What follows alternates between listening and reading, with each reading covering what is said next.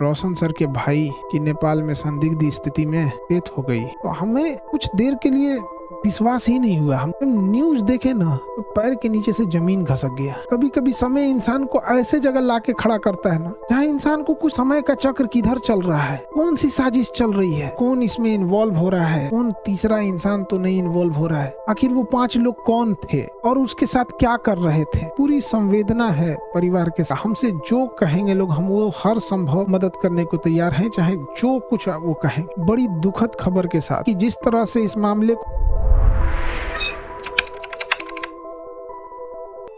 देखिए, आज अजीब से मन से बात करना पड़ रहा है। बड़ी दुखद खबर के साथ अचानक से सब चीज चल रहा था, कहीं कुछ लोगों से कॉल आने लगा कि सर आप न्यूज़ देखिए या फिर ऐसे ऐसे घटना हुई है कि रोशन सर के भाई की नेपाल में संदिग्ध स्थिति में डेथ हो गई। तो हमें कुछ देर के लिए विश्वास ही नहीं हुआ। हमको लगा कि ऐसे बोल रहा है सब।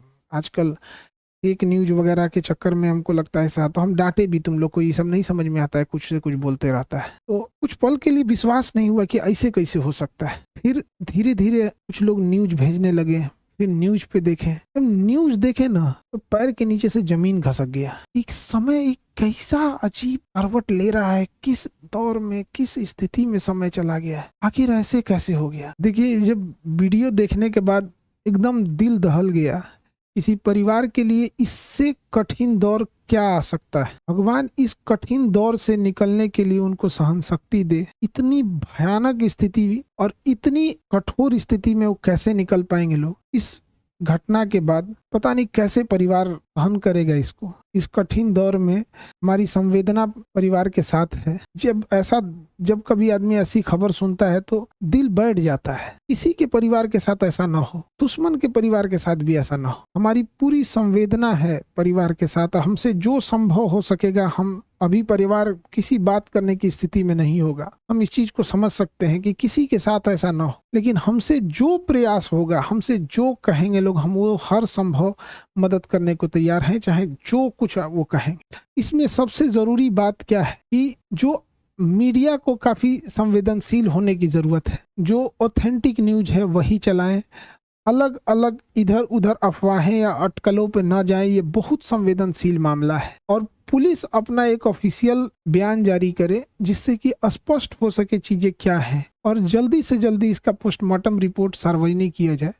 और सबसे ज्यादा जो अजीब सा चीज लग रहा है, ये कोइंसिडेंस, ये कैसे कोई तीसरा इंसान इसमें इन्वॉल्व लग रहा है। आखिर इतनी खतरनाक चीजें, इतनी अमानवीकृत कैसे कोई कर सकता है। तो इसमें कोई ना कोई तीसरा साजिश जरूर कर रहा है। इसके लिए एक उच्च स्तरीय जांच होनी चाहिए और उच्च स्तरीय जांच की रिपोर्ट को लाया जाए और जो दोषी पाए जाएंगे उनमें एक को भी न छोड़ी जाए। फांसी से नीचे इनकी कोई सजा नहीं होनी चाहिए। आखिर ऐसा किसने, अगर किसी ने इसमें इन्वॉल्व है तो। अभी न्यूज में पता चल रहा है कि अलग अलग न्यूज अलग अलग चला रहे हैं। कृपया करके न्यूज वालों से भी हाथ जोड़कर विनती है। कोई कहता है कि मिर्गी की दवा खाई, एक दूसरा न्यूज देखो तो कोई कह रहा है कि सर आप, कोई अलग न्यूज दिखा रहा है, कोई कुछ न्यूज दिखा रहा है। तो कृपया न्यूज वाले ऑथेंटिक चीजों को दर्शाओ। किसी की जान गई है, क्या मिर्गी की दवा कहाँ से थी, कहाँ से लाया गया, इसकी जांच पुलिस सार्वजनिक करे इस मामले को। और जो न्यूज में चल रहा है कि 5 लोगों को हिरासत में लिया गया है, सबसे जरूरी चीज है कि उन 5 लोग कौन कौन से थे, वो उनको नाम सार्वजनिक किया जाए। उनकी भी जांच होनी चाहिए कि वो आखिर कौन थे। दोस्त के रूप में कोई और तो नहीं था।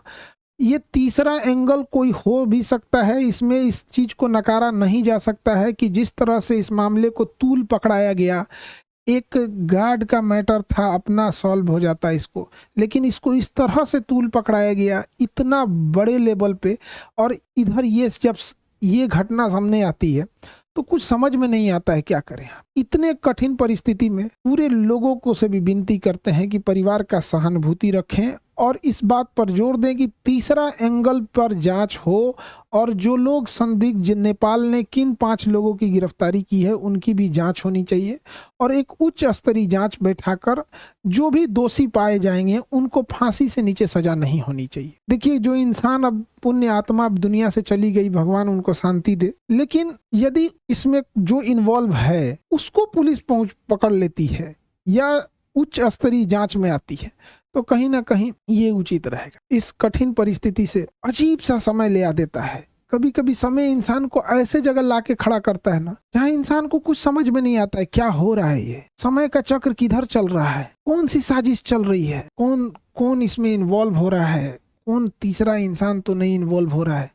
आखिर वो 5 लोग कौन थे और उसके साथ क्या कर रहे थे। उस पुण्य आत्मा के लिए श्रद्धांजलि देते हैं और इस कठिन परिस्थिति में मेरी संवेदना परिवार के साथ है। हमसे जो मदद हो सकेगा, हमसे जितना संभव हो सकेगा, हम उतना सहयोग करने को तैयार हैं। लेकिन सबसे जरूरी चीज है कि पुलिस को इसमें आके एक ऑफिशियल प्रेस विज्ञप्ति जारी करनी चाहिए और जल्दी से जल्दी जो रिपोर्ट है उसे सार्वजनिक करनी चाहिए, ताकि चीजें सही दिशा में जाए। मेरी संवेदना परिवार के साथ है। अब ऐसी परिस्थिति में इंसान को कुछ बोलना भी बड़ा अजीब सा लगता है कि क्या इंसान बोले, ऐसा समाज समय कहाँ ले आके खड़ा कर दे।